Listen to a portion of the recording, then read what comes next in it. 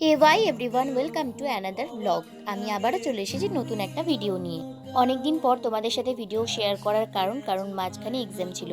তাই এই যে ভিডিওটা দেখছো এটা কিন্তু প্রায় অনেক দিন আগের। আর আমি আজকে এডিট করতে বসেছি। এই ভিডিওটা ছাড়ার একটা রিজন রয়েছে তোমাদের সাথে, সেটা অবশ্যই অন্য কোনো একটা ভিডিওতে বলবো।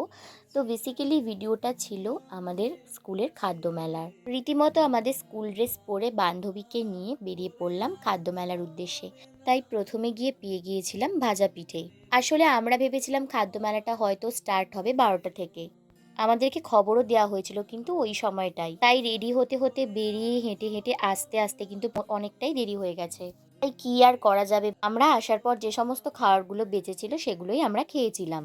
তো তারপরে আমরা নিয়ে নিয়েছিলাম পাপড়ি চাট আর সরু চাট। প্রায় অনেকক্ষণ ঘোরার পরে দেখলাম প্রায় অনেকটাই ফাঁকা হয়ে গিয়েছিল। আর তারপরে কিন্তু আমার ভাইয়ের সাথেও দেখা হয়ে গিয়েছিল।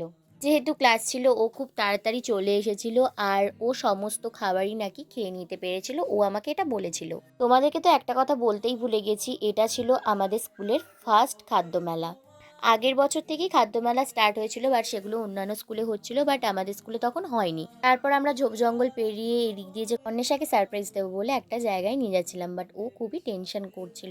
তারপর যখন ওকে এই জায়গাটা দেখাই তখন কিন্তু ও এই জায়গাটা দেখে প্রচুর খুশি হয়ে যায়। তারপরে আমি অন্বেষাকে মন্দির অবধি এগিয়ে দিয়ে ওকে টাটা করে আমিও কিন্তু চলে গেলাম ঘরের দিকে।